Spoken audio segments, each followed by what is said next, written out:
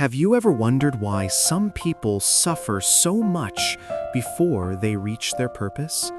Have you wondered why a good person is sometimes pushed down again and again, yet still rises?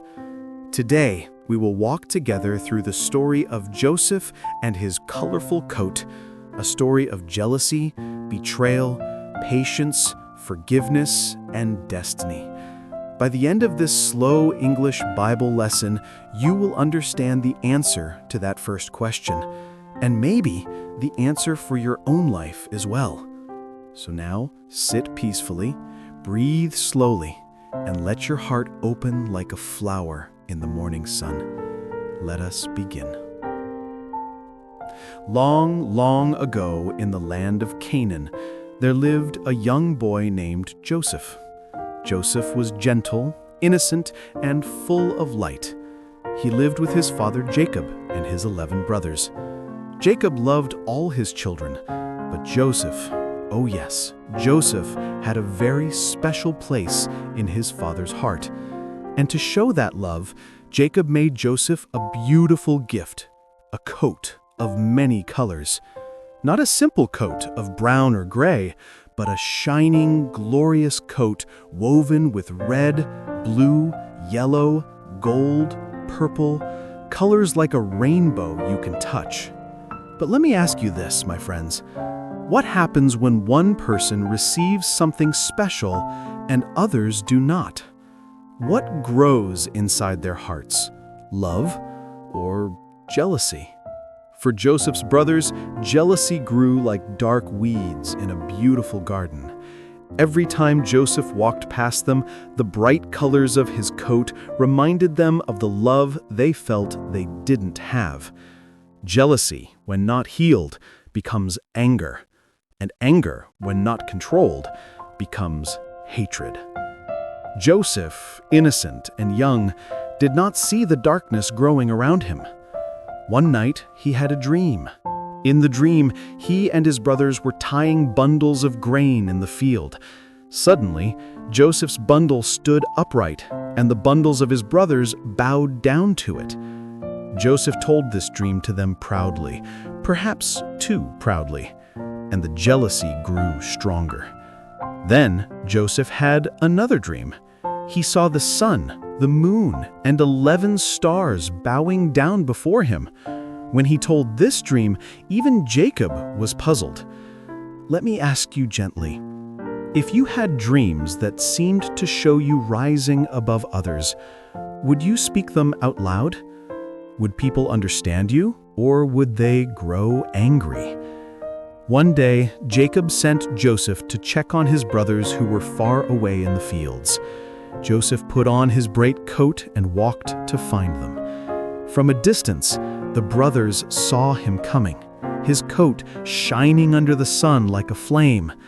Their hearts hardened. "Here comes the dreamer," they said. "Let us get rid of him." Some wanted to kill him, but one brother, Reuben, said, "No, do not kill him. Throw him into a pit instead." And so they did. They stripped Joseph of his colorful coat and threw him into a deep, empty pit. Imagine Joseph in that dark hole, scared, alone, confused. The people he loved had betrayed him. My dear friends, let me ask you, have you ever felt thrown aside by someone you trusted? Have you ever wondered why people hurt you even when you did nothing wrong? The brothers then sold Joseph to traveling merchants heading to Egypt. They dipped his coat in blood and brought it to Jacob, making him believe Joseph had died. Jacob wept bitterly. Meanwhile, Joseph was carried away to Egypt, a land of tall statues, strange gods, and the language he did not know. But Joseph did not become bitter. Instead, he worked hard, trusted God, and kept his heart pure. He was sold to a powerful man named Potiphar. He served him faithfully, and everything Joseph touched seemed to succeed. Potiphar noticed this and placed Joseph in charge of his whole household. But trouble returned. Potiphar's wife falsely accused Joseph of something he did not do. Potiphar believed the lie and threw Joseph into prison. My dear friends, imagine the pain, from beloved son to hated brother to slave and now to prisoner. And yet, Joseph still trusted God. He still remained faithful. He did not let bitterness destroy his heart. In prison, Joseph helped everyone. He met two important prisoners, the king's cupbearer and the king's baker. Both had dreams they didn't understand. Joseph listened and interpreted their dreams with wisdom. One dream meant life, one meant death, and everything happened exactly as Joseph said.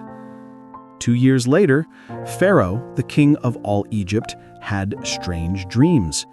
No wise man could explain them. Then the cupbearer remembered Joseph. Pharaoh immediately called for him.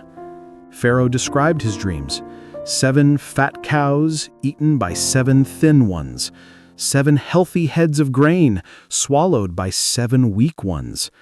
Joseph explained Egypt would have 7 years of plentiful food, followed by 7 years of famine. Pharaoh was amazed. He said, "God has given you wisdom. You shall be the ruler under me." And Joseph became second in command over all Egypt. He prepared the land during the good years and saved food for the famine. When famine finally came, people from all lands traveled to Egypt to buy grain, including Joseph's brothers. They bowed before him, just as his dream had shown long ago, but they did not recognize him. Joseph could have punished them. He could have shown anger. But let me ask you, when the people who hurt you long ago stand before you in need, what does a good heart do? Revenge or forgiveness? Joseph chose forgiveness. He revealed his identity, embraced his brothers, and wept with them. He brought his whole family to Egypt to live safely. Jacob saw Joseph again before he died, and his heart was healed. Now, my dear friends, let us return to the first question I asked.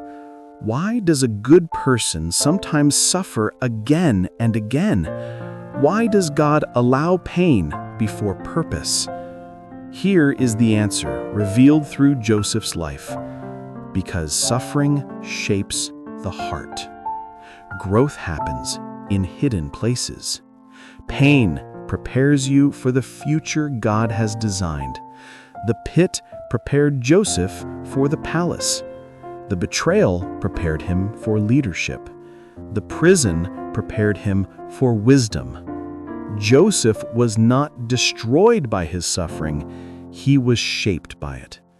And so, my beloved learners, let me ask you one final question. In your own life, will you let your suffering destroy you, or will you let it shape you into someone stronger, wiser, and more compassionate? May this story guide your heart. May patience be your coat. May forgiveness be your strength. And may faith lead you to your purpose.